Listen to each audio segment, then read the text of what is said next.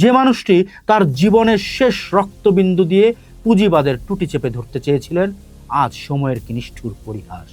তারই মুখচ্ছবি কিনা সেই শোষক শ্রেণীর সবচেয়ে লাভজনক বিজ্ঞাপনী পণ্যে পরিণত হয়েছে। স্মার্টফোন ভোক্কায় বিজ্ঞাপন থেকে শুরু করে মার্সিডিজ বেঞ্জ কিংবা বিলাসবহুল কফি শপেও চেয়ে আজ কেবলই এক ফ্যাশন স্টেটমেন্ট।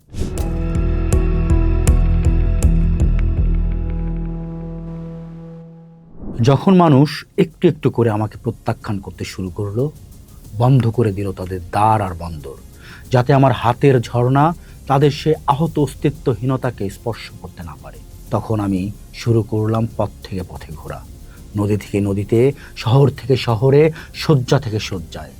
মরুভূমির বুক চিরে আমি চললাম লবণে জমে যাওয়া এক মুখোশ পরে। আর যখন আমি সেই লাঞ্ছিত শেষ কুঁড়ে ঘরগুলোর কাছে পৌঁছালাম, নিঃসঙ্গ, প্রদীপহীন, আগুনহীন, রুটি এবং নৈশব্দহীন, তখন আমি লুটিয়ে পড়লাম, আমি ধূলিসাৎ হলাম নিজের মৃত্যুতেই। আমি নিজে মরে গেলাম। 9 অক্টোবর 1967। বলিভিয়ার লা হিগুইরা গ্রামের এক জীর্ণ স্কুল ঘর, বাইরে ঘাতক সেনার বুটের শব্দ, আর ভেতরে ধুলোমাখা এক বন্দী। তার শরীর বুলেট বিদ্ধ, চুলে ধুলোবালি আর দৃষ্টিতে হিমালয় সম অবজ্ঞা। যখন মদ্যপ সার্জেন্ট মারিও তেরান কাঁপতে কাঁপতে ঘরে ঢুকলেন, তখন সেই বন্দির ঝোলায় অস্ত্রের চেয়ে বেশি দামি একটি বস্তু ছিল, একটি সবুজ ডায়েরি। সেই ডায়েরিতে কোনো সামরিক নকশা ছিল না, ছিল কেবল পাবলো নেরুদা, সিজার ভালেজো আর নিকোলাস গুয়েনের কবিতার পংক্তি। ঘাতক তেরান ভয়ে কাঁপছিলেন দেখে বন্দি মানুষটি অবিচল কণ্ঠে গর্জে উঠলেন, গুলি করো কাপুরুষ, তুমি তো একজন মানুষকে মারবে, কিন্তু তার বিপ্লবকে নয়। কয়েক মুহূর্ত পর ব্রাশ ফায়ারে ঝাঁঝরা হয়ে গেল সেই বুক, কিন্তু মৃত্যুর সাথে সাথেই এক রক্ত মাংসের মানুষ রূপান্তরিত হলেন এক অবিনাশী আদর্শে। তিনি আর্নেস্তো চে গুয়েভারা, বিংশ শতাব্দীর শ্রেষ্ঠ রোম্যান্টিক বিপ্লবী, যার জীবন ছিল কবিতা আর বুলেটের এক আশ্চর্য সংমিশ্রণ। আজ থেকে প্রায় 98 বছর আগে, 1928 সালের 14 জুন, মানে আজকের দিনে আর্জেন্টিনার রোজারিও শহরে এক মধ্যবিত্ত পরিবারে জন্ম নেন আর্নেস্তো গুয়েভারা দে লা সেরনা। শৈশব থেকে তার নিত্য সঙ্গী ছিল মরণব্যাধি হাঁপানি। এই শারীরিক সীমাবদ্ধতাই হয়তো তার মনে জন্ম দিয়েছিল হার না মানা জেদ। পড়াশোনায় মেধাবী চে বুয়েনস আইরেস বিশ্ববিদ্যালয়ে চিকিৎসা শাস্ত্রে ভর্তি হন, কিন্তু তার নিয়তি লেখা ছিল সাদা অ্যাপ্রন আর স্টেথোস্কোপের বাইরে। 1952 সালে বন্ধু আলবার্তো গ্রানাদার সঙ্গে কি ভাঙাচোরা মোটরসাইকেলে চেপে বেরিয়ে পড়েছিলেন লাতিন আমেরিকা ভ্রমণে।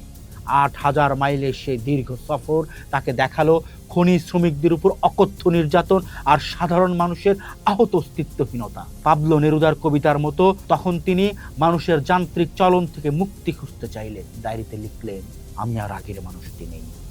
ল্যাটিন আমেরিকায় উদ্দেশ্যহীন ভ্রমণ আমাকে কল্পনার চেয়েও বেশি পাল্টে দিয়েছে।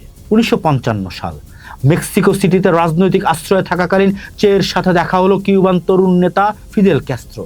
ফিদেল পরিকল্পনা করছিলেন কিউবায় স্বৈর শাসক বাতিস্তাকে উৎখাতের। এক রাতের দীর্ঘ আলাপের পর চে সিদ্ধান্ত নিলেন এই লড়াইয়ে সামিল হওয়ার। 1956 সালে গ্রানমা নামে ছোট এক নৌকায় চড়ে 82 জন বিপ্লবী কিউবা উপকূলে পৌঁছলেন। বাতিস্তা বাহিনীর অতিরিক্ত হামলায় মাত্র 12 জন প্রাণে বাঁচলেন। এরপর সিয়েরা মায়েস্ত্রা পাহাড় থেকে শুরু হলো গেরিলা যুদ্ধ। 1959 সালের 1 জানুয়ারি বিপ্লবীরা হাভানা দখল করলো। জন্ম হলো এক নতুন কিউবার। রণাঙ্গনে তার সাহসিকতা দেখে ফিদেল তাকে কমান্ড্যান্ট পদে উন্নীত করলেন। বিপ্লব পরবর্তী কিউবায় চেয়েছিলেন ফিদেলের প্রধান উপদেষ্টা। অনেক কিউবা বিশেষজ্ঞ তাকে কেবল একজন গেরিলা হিসেবে দেখেন, কিন্তু ডক্টর হেলেন ইয়াফির মতো গবেষকরা দেখিয়েছেন তার রাষ্ট্র নির্মাণের অনন্য দক্ষতা। তিনি কেবল কিউবার কেন্দ্রীয় ব্যাংকের প্রেসিডেন্ট বা শিল্পমন্ত্রী ছিলেন না, তিনি ছিলেন আধুনিক কিউবার শিল্পের স্থপতি। শিল্পমন্ত্রী হিসেবে তিনি 9টি গবেষণা উন্নয়ন প্রতিষ্ঠান স্থাপন করেন। নিকেল উৎপাদন, গ্রিন মেডিসিন, তেল অনুসন্ধান, এমনকি কম্পিউটিং এবং ইলেকট্রনিক্সের ভিত্তিপ্রস্তর স্থাপন করেছিলেন তিনি। তার অর্থনৈতিক নীতি ছিল মার্ক্সীয় বিশ্লেষণের সাথে পুঁজিবাদী কর্পোরেশনের প্রযুক্তিগত উন্নতির এক মেলবন্ধন। মজার বিষয় হলো, ফিদেল যখন জানতে চাইলেন কে এখানে দক্ষ ইকোনমিস্ট, চেয়ে ভুল শুনে হাত তুললেন কমিউনিস্ট ভেবে।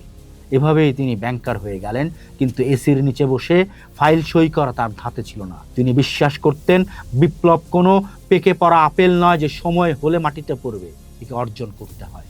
চে গুয়েভারা শুধু একজন চিকিৎসক বা গেরিলা ছিলেন না, তিনি ছিলেন জাত কবি। তার কাছে কবিতা ছিল আত্মার শুশ্রূষা। বিশেষ করে পাবলো নেরুদার ক্যান্টো জেনারেল ছিল তার সংগ্রামের ইস্তেহার। নেরুদার the heights of Machu Picchu কবিতাটি চেকে গভীরভাবে আলোড়িত করেছিল। কবিতার সেই পংক্তি, আমি সাঁতার কাটতে চেয়েছিলাম সুবিশাল কোনো প্রাণের জোয়ারে, চের জীবনের মূল মন্ত্র হয়ে দাঁড়ায়। তার বিখ্যাত গ্রিন নোটবুকে নেরুদার প্রায় 20টি কবিতা নিজ হাতে লিখে রেখেছিলেন তিনি। যে বিশ্বাস করতেন একজন প্রকৃত বিপ্লবী হতে হলে হৃদয়ে চরম কাঠিন্যের সাথে কবিতার স্নিগ্ধ করুণাও থাকতে হয়। যে মানুষটি তার জীবনের শেষ রক্তবিন্দু দিয়ে পুঁজিবাদের টুটি চেপে ধরতে চেয়েছিলেন, আজ সময়ের কি নিষ্ঠুর পরিহাস। তারই মুখচ্ছবি কিনা সেই শোষক শ্রেণীর সবচেয়ে লাভজনক বিজ্ঞাপনী পণ্যে পরিণত হয়েছে। 1960 সালে আলোকচিত্রী আলবার্তো কোর্দার তোলা গ্যারিয়েরো হেরোইকো ছবিটি আজ বিশ্বের সবচেয়ে বেশি পুনরুৎপাদিত ছবি। ট্র্যাজেডি হলো এই ছবিটিকে পণ্য হিসেবে ব্যবহার করছে সেই সব শক্তি যাদের বিরুদ্ধে চে অস্ত্র ধরেছিলেন। স্মার্টফোন ভোক্কায় বিজ্ঞাপন থেকে শুরু করে মার্সিডিজ বেঞ্জ কিংবা বিলাসবহুল কফি শপেও চেয়ে আজ কেবলই এক ফ্যাশন স্টেটমেন্ট। পুঁজিবাদের এই অদ্ভুত ক্ষমতা আছে যে সে তার সবচেয়ে বড় শত্রুকেও নিস্তেজ করে পণ্য বানিয়ে বিক্রি করতে পারে। একে সমাজতাত্ত্বিক ভাষায় বলা হয় কমোডিটি ফেটিশিজম। হাভানার রণাঙ্গন থেকে উঠে আসা সেই জলজলে দৃষ্টি আজ কিউবার গতি ছাড়িয়ে নিউ ইয়র্কের ফ্যাশন র্যাম্পে। তবে কি চেয়ে কেবলই বিজ্ঞাপনের পাতায় থেকে যাবে? ইতিহাস ও সাম্প্রতিক গবেষণা অন্য কথা বলে। জীবনীকার জন লি অ্যান্ডারসন এবং অর্থনীতিবিদ হেলেন ইয়াফির গবেষণা অনুযায়ী গ্লোবাল সাউথ বা দক্ষিণ গোলার্ধের দেশগুলোতে, যেমন লাতিন আমেরিকা, ভারতের কেরালাতে চেয়ে আজও প্রতিরোধের একমাত্র জীবন্ত প্রতীক। লাতিন আমেরিকার পিঙ্ক টাইড বা বামপন্থী উত্থানের সময় চেয়ের আদর্শ ছিল মূল চালিকা শক্তি। কিউবার স্বাস্থ্য শিক্ষা ব্যবস্থার যে সাফল্য আজ বিশ্ব স্বীকৃত, তার পিছনে চেয়ের অর্থনৈতিক পরিকল্পনার প্রভাব আজও বিদ্যমান। তিনি কোনো দেবদূত ছিলেন না কোনো দানব। তিনি ছিলেন এমন এক মানুষ যিনি সত্য প্রতিষ্ঠার জন্য জীবন দিতে প্রস্তুত ছিলেন। চে গুয়েভারা আজ এক দ্বিবিধ অস্তিত্বের নাম। একদিকে তিনি শোষক শ্রেণীর ড্রয়িং রুমে ঝোলানো এক বিমূর্ত শিল্প, অন্যদিকে তিনি আজও মেহনতি মানুষের মিছিলে ঘাম আর বারুদের ঘ্রাণ। সাম্রাজ্যবাদী শক্তিরা তার ছবিকে টি শার্টে বন্দি করতে পারলেও তার ইন্টারন্যাশনালিজম বা আন্তর্জাতিকতাবাদের চেতনাকে মুছে ফেলতে পারেনি। 19 অক্টোবর 1967-তে চিরবিদায় নেওয়া এই বীর আজ বিজ্ঞাপনের চাকচিক্য ছাড়িয়ে এক অবিনাশী আদর্শ হয়ে উঠছে। শেষ করে একটা কবিতা দিয়ে, আমি আরো গভীরে আমার হাত বাড়িয়েছি, উত্তাল অথচ মধুর সেই ছোঁয়া, ঠিক যেন উল্কা পিণ্ডে মোড়ানো এক তলোয়ার। আমি ডুব দিয়েছি ভূতত্ত্বের স্বর্ণ খনিতে, মত্তের আদিমতম প্রাণের উৎসে। আমি অতল ঢেউয়ের গভীরে আমার ললাট সোপে নামলাম নিচে, সালফার শান্তির এক ফোঁটা জল হয়ে।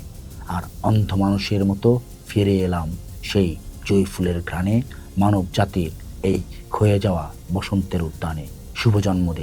শুভ জন্মদিন চে গুয়েভারা।